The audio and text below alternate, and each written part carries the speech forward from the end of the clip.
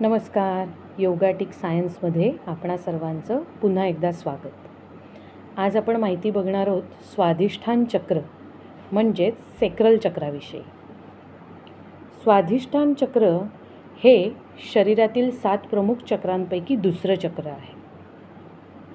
हे चक्र सर्जनशीलता, भावना, आनंद, नातेसंबंध आणि जीवनातील उत्साह यांच्याशी संबंधित मानले जाते. याचं संस्कृत नाव स्वाधिष्ठान असं आहे, इंग्रजीमध्ये सेक्रल.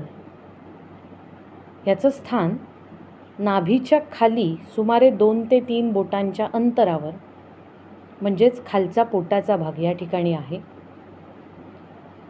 ह्याचा रंग आहे केशरी. याचं तत्व आहे जल. बीज मंत्र आहे वम.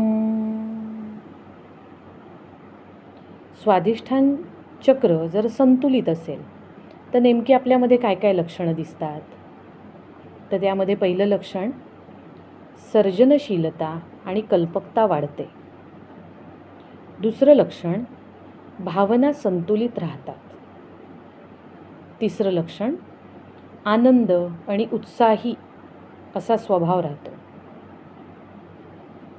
चौथं लक्षण निरोगी नातेसंबंध निर्माण होतात.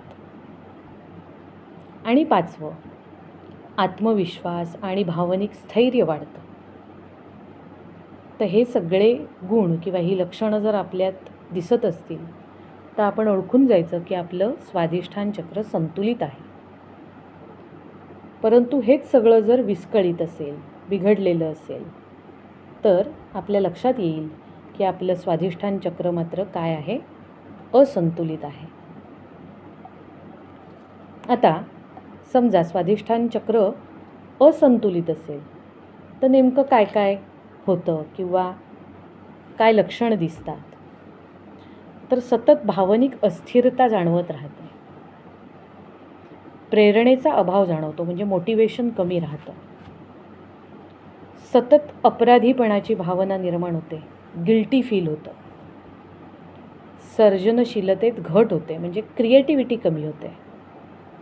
आणि नातेसंबंधांमध्ये अडचणी यायला लागतात. तर ही अशी काही लक्षणं दिसत असतील तर आपलं स्वाधिष्ठान चक्र असंतुलित आहे, इम्बॅलन्स आहे असं आपण म्हणू शकतो. मग हेच स्वाधिष्ठान चक्र आपल्याला जर संतुलित करायचं असेल तर आपण रोजच्या आयुष्यात सोपे असे काय उपाय बरं करू शकतो? तर त्याच्यात सगळ्यात पहिला आणि सोपा उपाय म्हणजे दररोज वम या बीजमंत्राचा जप करायचा. ध्यान आणि प्राणायामाचा सराव करता येईल. तसंच बद्ध कोणासन, भुजंगासन, मकरासन यांसारखी काही योगासनं करू शकतो आपण. यासाठी पुरेसं पाणी पिणं आणि संतुलित आहार घेणं हा सुद्धा एक उपचारात्मक उपाय आहे. तसंच नृत्य, चित्रकला, संगीत किंवा इतर सर्जनशील उपक्रमांमध्ये थोडं सहभागी व्हायचं. निसर्गात विशेषतः पाण्याजवळ वेळ घालवायचा. यासाठी काही ॲफर्मेशन्स म्हणजे सकारात्मक प्रतिज्ञासुद्धा आपण वापरू शकतो. त्यामध्ये पहिली, मी सर्जनशील आणि आनंदी आहे. मी सर्जनशील आणि आनंदी आहे. 2, मी माझ्या भावना प्रेमाने स्वीकारतो किंवा स्वीकारते. मी माझ्या भावना प्रेमाने स्वीकारतो किंवा स्वीकारते. आणि 3, माझ्या जीवनात आनंद, समतोल आणि भरभराट आहे. माझ्या जीवनात आनंद, समतोल आणि भरभराट आहे. एक गोष्ट अजून लक्षात घेण्यासारखी म्हणजे किंवा टीप म्हणू शकता तुम्ही, ते म्हणजे चक्रांची संकल्पना ही योग आणि काही आध्यात्मिक परंपरांमधील श्रद्धा आणि साधनेचा भाग आहे. ती वैद्यकीयदृष्ट्या सिद्ध उपचार पद्धती नाही. आरोग्याशी संबंधित कोणतीही समस्या असल्यास जरूर तज्ज्ञ वैद्यकीय सल्ला घ्यावा. पण त्याच्या बरोबरीने त्याला सपोर्टिव्ह म्हणून आपण हे उपचार किंवा हे उपाय करू शकतो. त्यामुळे मी जी आज माहिती तुमच्याबरोबर शेअर केली त्याचा नक्की लाभ घ्या. वैद्यकीय सल्ल्यासोबत औषध उपचारांबरोबर सपोर्टिव्ह म्हणून याचा जरूर वापर करून बघा. तुमच्या हिलिंगमध्ये लक्षणीय वेग वाढलेला तुम्हाला दिसेल. तर आता या स्वाधिष्ठान चक्राचा आपण बीजमंत्राचा जप करणार आहोत. त्यासाठी सगळ्यांनी ताठ बसायचं, मांडी घालायची. ज्यांना मांडी घालून बसणं शक्य नसेल त्यांनी खुर्चीत बसलं तरीही चालेल. ज्यांना अगदीच बसून ऐकणं शक्य नाही आहे किंवा जप करणं शक्य नाही त्यांनी आडवं पडूनही केला तरीसुद्धा चालेल. जर बसला असाल तर दोन्ही हात गुडघ्यांवर आकाशाच्या दिशेने. एक दीर्घ श्वास आत घ्या आणि हळुवारपणे सोडा. अजून एक दीर्घ श्वास आत आणि बाहेर. आता श्वास सोडताना वम या बीजमंत्राचा आपण उच्चार करणार आहोत. श्वास आत वम.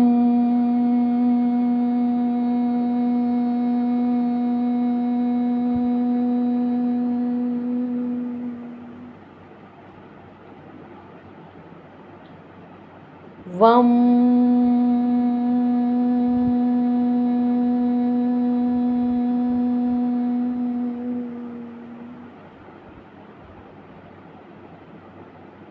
वम.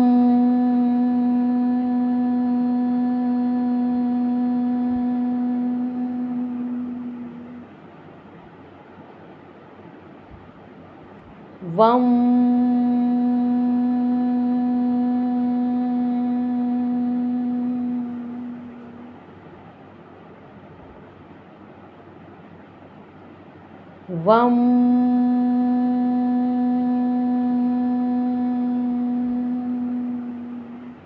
वम. वम.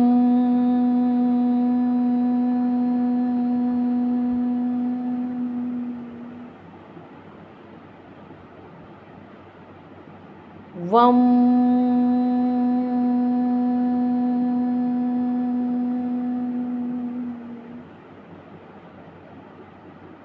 वम.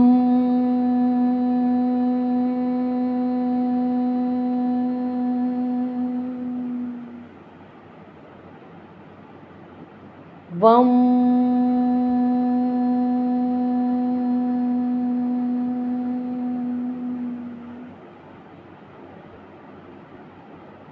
वम.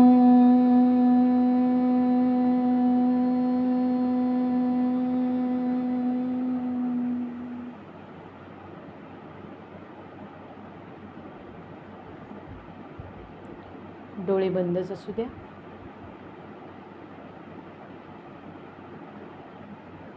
शांतपणे श्वास आणि शरीर याकडे लक्ष द्या.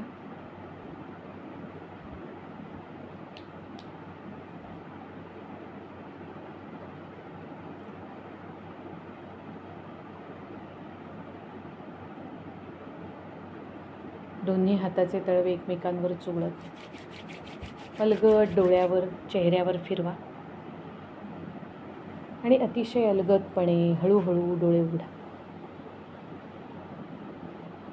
कसं वाटलं ते कमेंट करून मला नक्की सांगा आणि माझ्या चॅनलला नक्की सबस्क्राईब करा. हा व्हिडिओ आवडला असेल तर लाईक आणि शेअरसुद्धा करा. पुढच्या भागामध्ये आपण तिसरं चक्र म्हणजेच मणिपूर चक्र याविषयी माहिती घेणार आहोत.